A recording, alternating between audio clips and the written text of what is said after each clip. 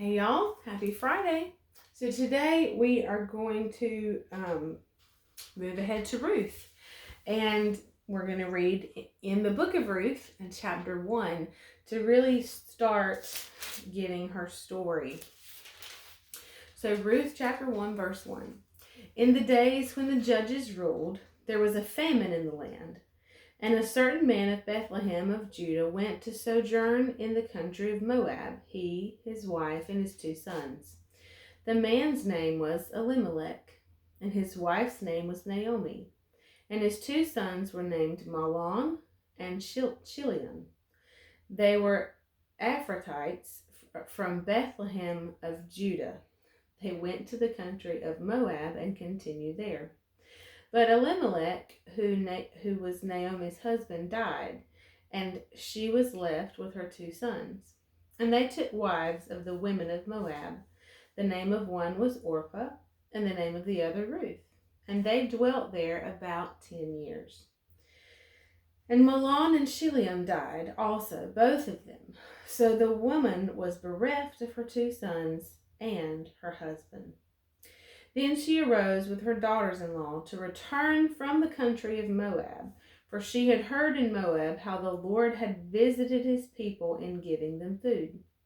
So she left the place where she was, her 2 daughter-in-laws with her, and they started on the way back to Judah.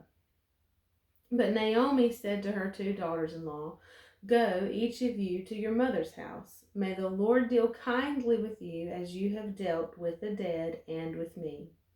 The Lord grant that you may find a home and rest, each in the house of her husband." Then she kissed them, and they wept aloud. And they said to her, "No, we will return with you to your people." But Naomi said, "Turn back, my daughters. Why will you go with me? Have I yet sons in my womb that may become your husbands? Turn your back, my daughters. Go, for I am too old to have a husband. If I should say I have hope, even if I should have a husband tonight and should bear sons, would you therefore wait till they were grown? Would you therefore refrain from marrying? No, my daughters, it is far more bitter for me than for you that the hand of the Lord has gone out against me." Then they wept aloud again, and Orpah kissed her mother-in-law goodbye, but Ruth clung to her. And Naomi said, "See, your sister-in-law has gone back to her people and to her gods. Return after your sister-in-law." And Ruth said, "Urge me not to leave you or to turn back from following you. For where you go, I will go, and where you lodge, I will lodge. Your people shall be my people, and your God shall be my God. Where you die, I will die, and there I will be buried. The Lord do so to me, and more also, if anything but death should part me from you." When Naomi saw that Ruth was determined to go with her, she said no more. So they both went on until they came to Bethlehem. And when they arrived in Bethlehem, the whole town was stirred about them and said, "Is this Naomi?" And she said to them, "Call me not Naomi, pleasant, but call me Mara, bitter, for the Almighty has dealt very bitterly with me. I went out full, but the Lord has brought me home again empty. Why call me Naomi, since the Lord has testified against me, and the Almighty has afflicted me?" So Naomi returned, and Ruth the Moabitess, her daughter-in-law, with her, who returned from the country of Moab, and they came to Bethlehem at the beginning of the barley harvest. And I encourage you, Ruth is, we're not going to read the whole book, but Ruth is just 4 short chapters. So you can read the whole account of Ruth, just, in a sitting one morning or one evening. But that sets the stage really well for Ruth. And we see her character right here in the beginning.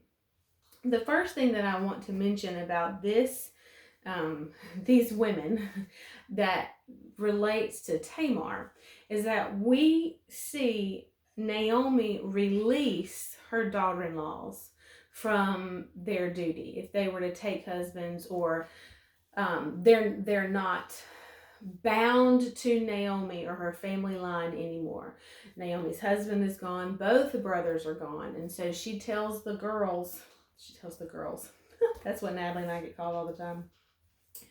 But she says to them in verse 8, go, return each of you to your mother's house, and may the Lord deal kindly with you as you have dealt with the dead and me. And the Lord grant that you may find a home and rest, each in the house of her husband.